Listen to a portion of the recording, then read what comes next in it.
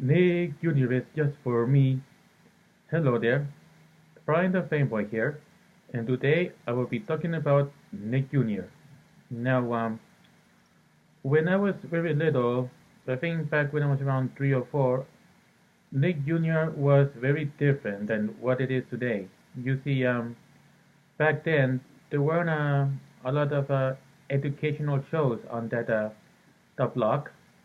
You see, when I was a kid, a lot of the shows that used to be on Nick Jr. were adventure cartoons that used to air on other channels before. Of course, I didn't know that at the time because I was a little kid at the time. The kind of shows that were used to be on Nick Jr. back then were shows like My the Bee and David the Gnome. And sorry about that. Yes, my favorite show on Nick Jr. back then was of course Eureka Castle.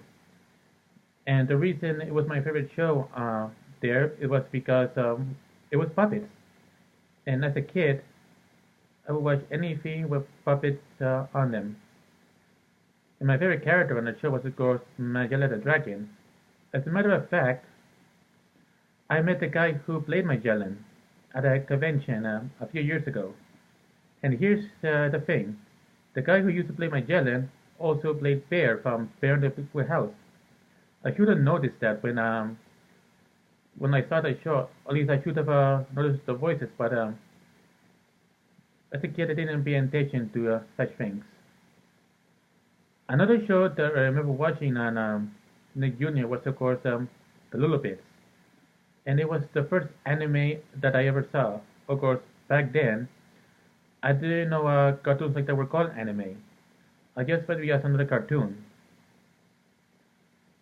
And there was a while that I didn't watch much of Nick Jr. as a kid because I discovered PBS Kids. And, there were other shows on that channel because, well, like I said before, as a kid, I would watch anything with puppets on it.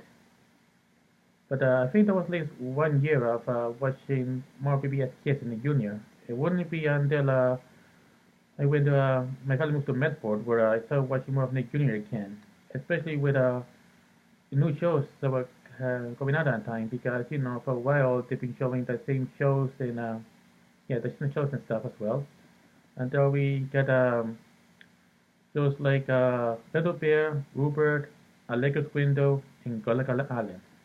And I think it was until the fall of 1986 when Blue's Clues started air over there.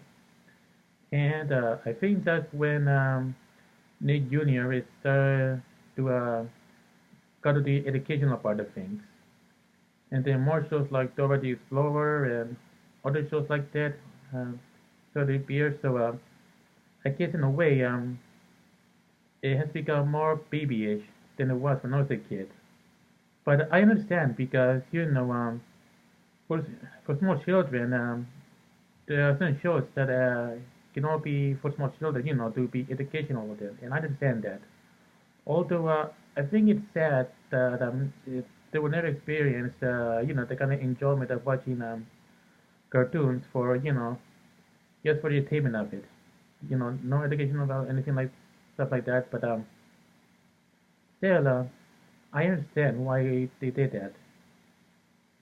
And yes, but still, if I had kids, then I would let them watch Nick Jr. as long as they don't put anything on the channel that I don't think they should. Especially for small children. I mean, yes, let them be kids and don't let them have to worry about things that they shouldn't worry about until they're older. But anyway, yes, I have fond early childhood memories of Nick Jr. and I hope the kids will enjoy watching the shows.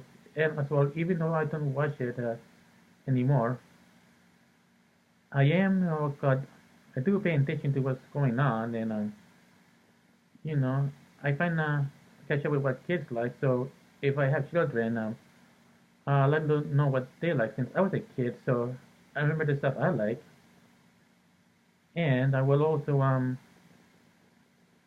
yes, like I said before, Nick Jr. was a fun network to watch, and I hope it will be still entertaining for kids today. Well, that's it for now, and I'll see you next time.